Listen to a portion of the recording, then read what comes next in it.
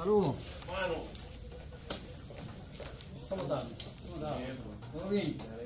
bueno, Max, háblanos de tu percepción de la actual coyuntura política por la que atraviesa el país. Bueno, siento que es una coyuntura muy particular, muy compleja. Yo diría que es una de las situaciones políticas más difíciles que se han presentado al país en las últimas décadas. Siento que estamos asistiendo a un final de capítulo. Los cierres de una época o de un periodo generalmente se dan con algún tipo de trastornos o con algún tipo de dificultades. En realidad, después de si uno ve esto desde una perspectiva histórica, desde la desocupación americana en 1924, la República Dominicana ha tenido 3 grandes gobiernos. No estoy subestimando ni menospreciando el papel histórico jugado por los demás, pero en realidad en estos 96 años, si uno suma, son los 31 años de Trujillo, los 22 años de Balaguer y los 20 años del PLD, y se fue el siglo. Y estamos asistiendo, pienso, al cierre de este periodo histórico en que el Partido de la Liberación Dominicana ha sido hegemónico en la política dominicana. Pero ha sido hegemónico de una manera muy especial, de una manera muy particular, porque aunque no nos diéramos cuenta en el momento, aquí se ha ido estableciendo un sistema político similar en alguna medida al sistema político que rigió durante casi un siglo en México, a un sistema de partido dominante. No un sistema de partido único, sino un partido que se hace tan importante que permite la existencia de los demás, pero los relega, los somete, los condiciona. Y cuando en ese tipo de sistema se controlan no solamente los llamados poderes públicos, sino que se controlan también otras instancias de control de la sociedad.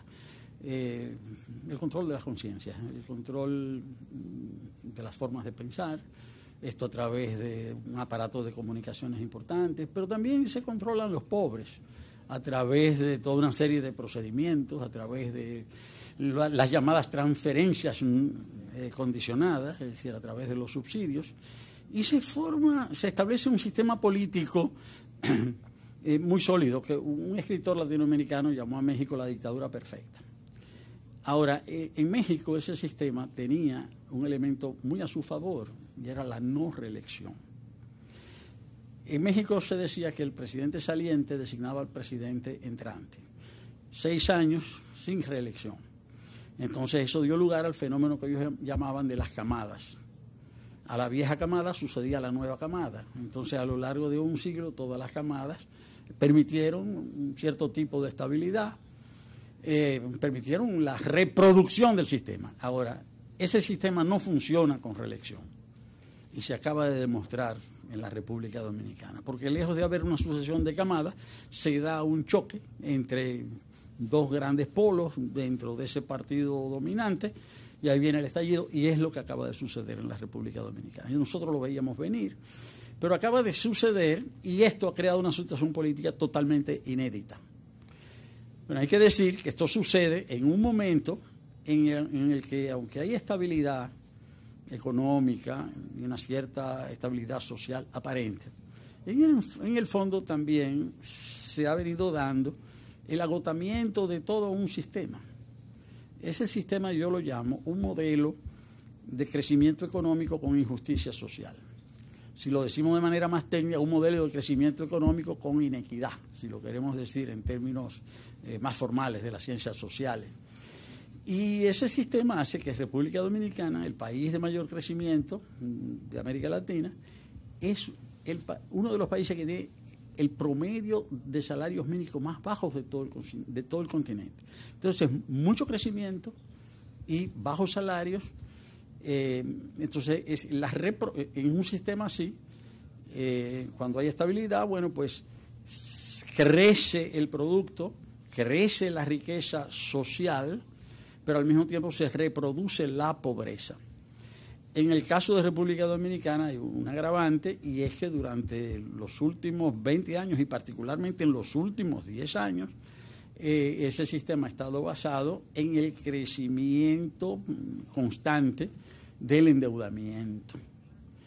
Entonces, un sistema así tiende a agotarse. Entonces, la crisis política que se ha presentado en la República Dominicana, producto de que se presenta ahora mismo como rechazo a la pretensión de una de las corrientes del partido dominante, su pretensión de quedarse en el gobierno, de quedarse en el poder, cueste lo que cueste, a eso se le ha sumado todo ese sustrato, todo eso que se viene acumulando como elementos negativos de ese modelo de crecimiento económico con injusticia social. Todo eso viene junto, todo eso ha estallado. Y el estallido, diríamos, no es lo único, pero los elementos sobresalientes de esa crisis han sido los dos últimos procesos electorales. El proceso de las internas de octubre del año pasado y las elecciones municipales fallidas de febrero pasado. Y hay que ver que han sido dos procesos totalmente cuestionados, o muy cuestionados. Ahora, ¿de dónde vienen esas elecciones? Es decir, ¿qué es lo que le precede a esas elecciones?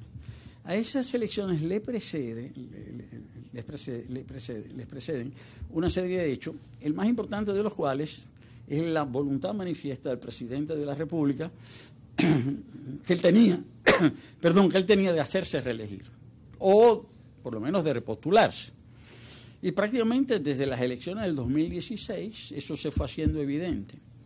Pero también se fue haciendo evidente el rechazo a esa pretensión, por razones diversas. Hay que recordar que en diciembre de 2016, a finales de ese año, fue la confesión en una corte del Estado de Nueva York de la empresa Odebrecht acerca de los sobornos pagados en muchos países, y entre ellos República Dominicana. Pero eso fue un factor, eso fue un combustible, ¿verdad? Ese combustible sirvió para encender las protestas sociales a partir de enero de 2017, que fue el año de la Marcha Verde. En ese año el gobierno prácticamente, el partido dominante, se notaba que reculaba, es decir, bajo la presión social, bajo las protestas. Y esas protestas fueron mostrando también que las capas medias de la sociedad dominicana ya también deseaban una conducción diferente del país. Las capas medias fueron conquistadas por el partido dominante. El PLD fue un partido en sus orígenes pequeño, pero de capas medias informadas, de capas medias instruidas. Y el propósito de Juan Bosch también fue que esas capas medias o esos militantes se instruyeran cada vez más y mejor. Y también y que aprendieran la gestión de gobierno, o sea, que aprendieran qué era un Estado, cómo se administraba un Estado.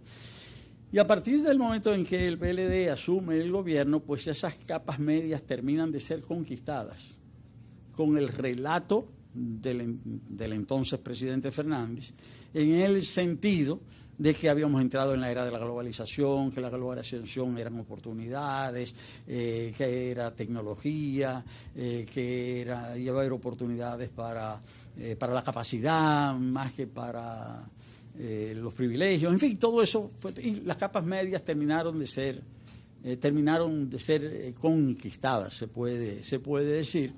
Se fue consolidando ese sistema de partido dominante, como yo digo, pero desde las elecciones del 2012 ya empezaron a notarse señales de que las capas medias comenzaban a desencantarse de ese partido dominante. Eso no quita que ese partido no haya ganado las elecciones del 2012 y que haya ganado las del 2016, un poco a la fuerza, pero en fin, las ganó, pero de 2016 en adelante, con los acontecimientos que yo estoy señalando, ese partido fue perdiendo simpatías, las capas medias fueron reclamando otra forma de hacer política, otra forma de administrar el país. Ahora, de 2018 en adelante, fue claro el propósito del presidente Medina de pretender reelegirse. Y la realidad es que fracasó en su propósito, por muchas razones que no hay que detallar. Fracasó. Una vez fracasa, no solamente intenta, sino que impone un candidato presidencial que no es un dirigente tradicional del partido. El candidato no da pruebas como candidato, es decir, da la impresión de que, como dicen los españoles, le faltan tablas. Y en eso vienen las elecciones primarias, y ahí sí, ahí ya es un primer parteaguas. Hay un antes y un después, porque todo indica que esas primarias fueron adulteradas. En este caso, el afectado fue el expresidente Fernández. Pero el afectado no fue el expresidente Fernández, eso hirió de esas primarias, y lo que pasó en esas primarias hirió de muerte al PLD, lo hirió de muerte. En eso llegamos a las municipales, y aquellos polvos de octubre trajeron estos lodos de febrero. Desde mi punto de vista, ¿qué pasó en febrero? Bueno, pues pasó que determinados sectores que a todas luces obedecen a esta corriente, ¿verdad?, gubernamental, trataron de realizar un fraude electoral. Digo trataron porque el fraude no se materializó, porque las elecciones se abortaron. ¿Pero en qué sentido se trató de establecer un fraude?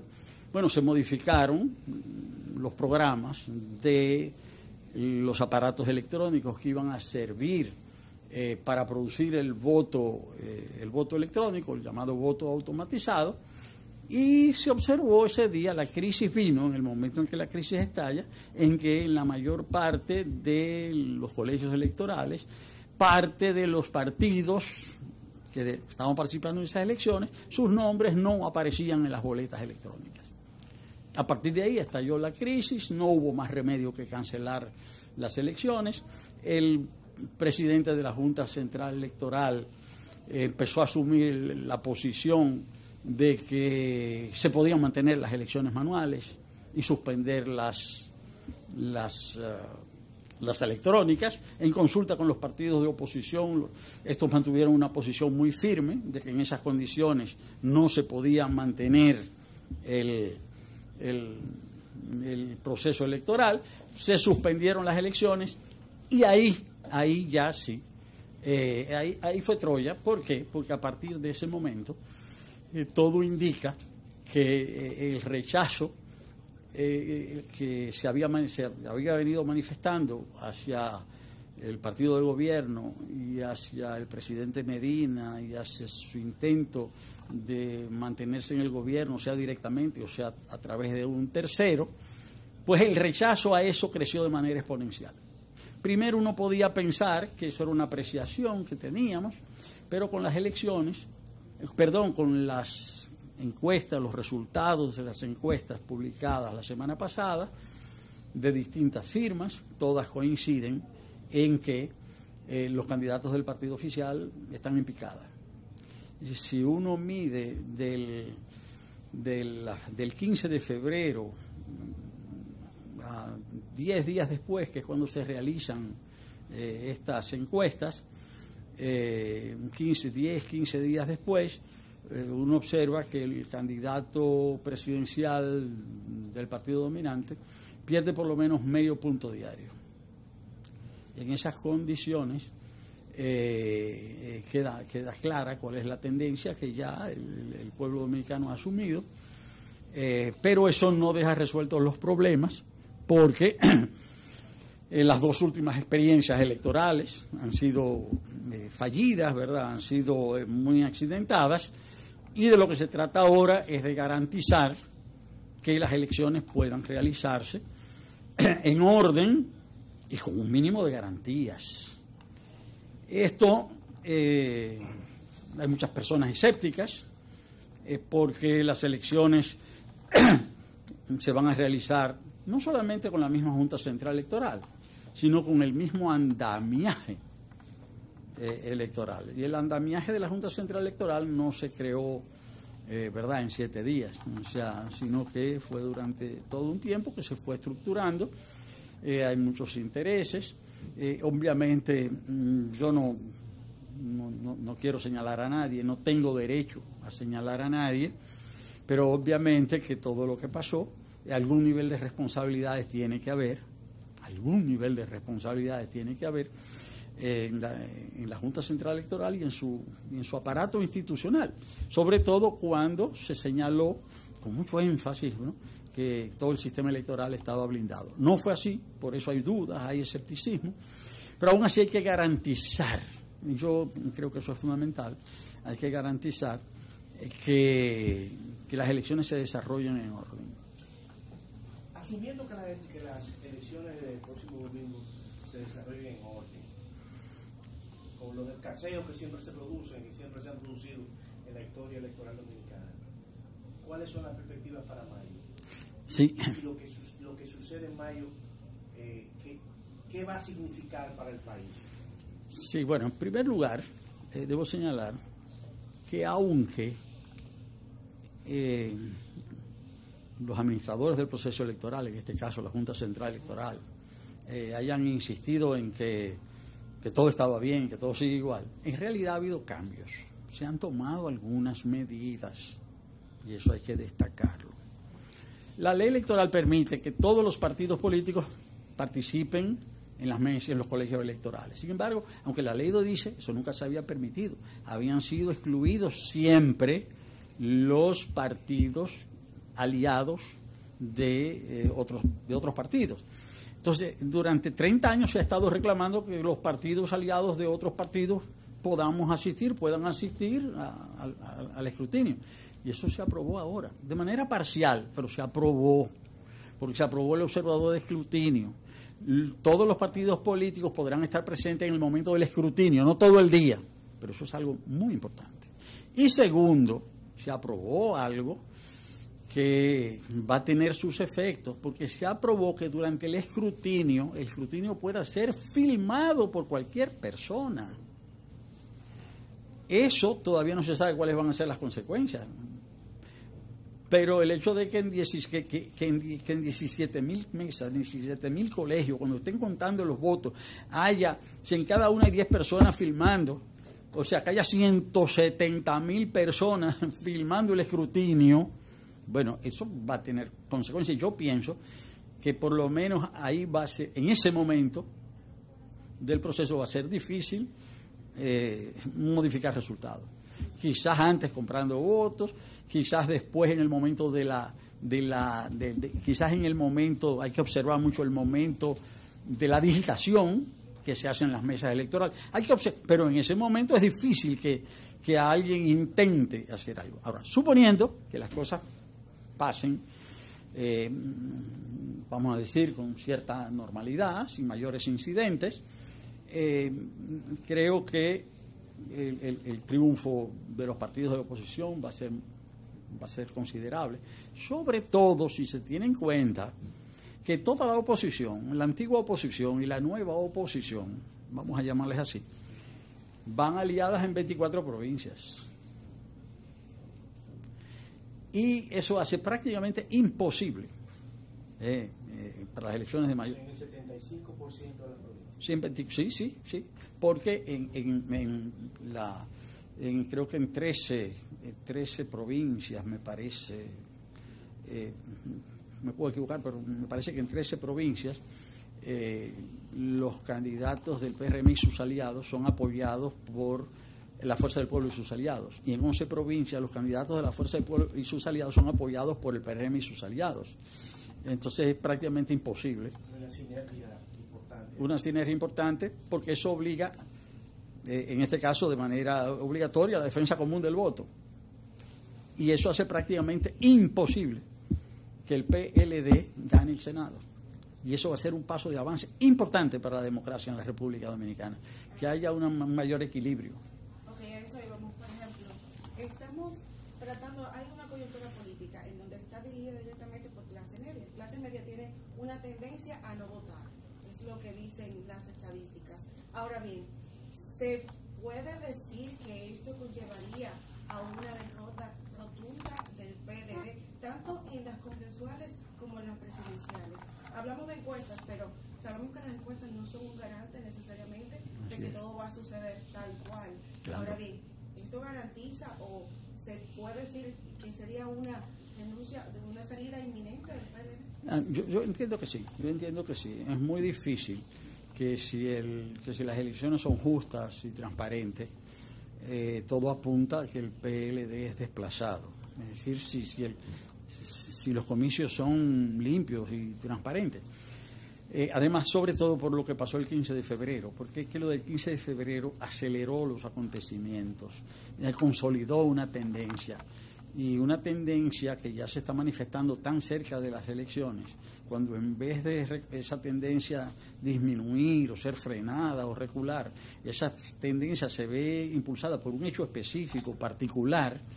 Es muy difícil que se produzca un vuelco de opinión pública. Y ahí estoy hablando ya no solo como dirigente político, sino como sociólogo de oficio que soy. Y no me refiero solo a las elecciones dominicanas, en sentido general. Las opiniones en las sociedades pueden verse afectadas por hechos particulares. Bueno, puede ser una guerra, puede ser un terremoto, ¿verdad? Una catástrofe natural. Es decir, son momentos en que se produce una conmoción y la gente, frente al hecho, tiende a cambiar de opinión. Aquí hubo una conmoción política con la suspensión de las elecciones municipales. Y el resultado de esa conmoción es que eso lo que ha hecho es fortalecer las opiniones críticas hacia el gobierno y a su voluntad de mantenerse. Entonces, lo que se puede prever en apenas 2 meses, ¿verdad? De abril, mayo, en apenas 2 meses, es decir, es muy difícil. Tendría que producirse, pero un hecho, ¿verdad?, inesperado, muy impactante, para que pueda cambiar el estado de opinión que se ha venido generando. Pero yo no lo veo en el horizonte, ese hecho, ¿verdad? Entonces, lo más probable es eso, es decir, que las elecciones sean ganadas por la oposición. Como digo, en el Senado no hay posibilidad de que el gobierno las gane, pero va a ser un Senado más plural, va a haber una Cámara también más diversa, los ayuntamientos también, ahora. Y pienso pero a pesar de eso, yo doy por un hecho que va a ganar la oposición, y lo puedo decir, la tendencia muy clara es que Luis Abinader, el candidato del PRM, de la coalición de partidos que lo acompañan, dentro de la cual se encuentra la APD, el partido que yo presido, según todas las probabilidades va a ser electo presidente de la República. Pero hay que pensar también ya no solo en el 17 de mayo, hay que pensar en el 16 de agosto. Si hay que pensar en la reconstrucción institucional de la República Dominicana, hay que pensar en que se van a necesitar acuerdos, se van a necesitar consensos también para